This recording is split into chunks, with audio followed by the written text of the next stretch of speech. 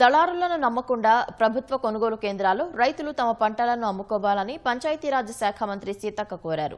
మహబూబాబాద్ జిల్లా కొత్తగూడ మండలం గాంధీనగర్లో జరిగిన కోఆపరేటివ్ సొసైటీ ఆధ్వర్యంలో ఏర్పాటు చేసిన మక్కల కొనుగోలు కేంద్రాన్ని మంత్రి ప్రారంభించారు.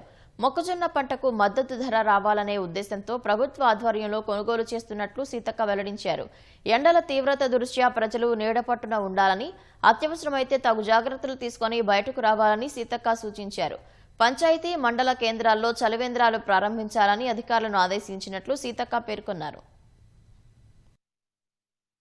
ప్రతి ఊరికి కేంద్రం అంటే మరి మొక్కజొన్నలో అవకాశం లేదు. ఇంకా రెండింటి కోసం కూడా తప్పకుండా ప్రయత్నం చేస్తాం. రైతులందరూ కూడా ఈ యొక్క మొక్కజొన్న కొనుగోలు కేంద్రానికి వచ్చి మరి దళారీలను నమ్మకుండా డైరెక్ట్ గా ప్రభుత్వం ఏర్పాటు చేసినటువంటి కొనుగోలు కేంద్రాలలోనే తమ యొక్క ధాన్యాన్ని గాని మొక్కజొన్నను గాని ఇతర గాని అమ్ముకోవాల్సిందిగా కోరుతా ఉన్నాం. ఎండలు విపరీతంగా పెరిగిపోయినాయి. క్లాత్ ఏదో ఒక గుడ్డ నెత్తి మీద వేసుకోండి, జాగ్రత్తలు తీసుకోవాలని కోరుతా ఉన్నాం.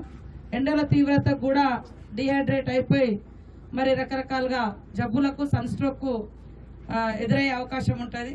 రాష్ట్ర వ్యాప్తంగా ఉన్నటువంటి మండల హెడ్ క్వార్టర్లలో అదేవిధంగా మేజర్ గ్రామ పంచాయతీలలో కూడా వెంటనే చలివేంద్రాలను పెట్టి వాటిని ప్రారంభించాలని కూడా ఆదేశించడం జరిగింది.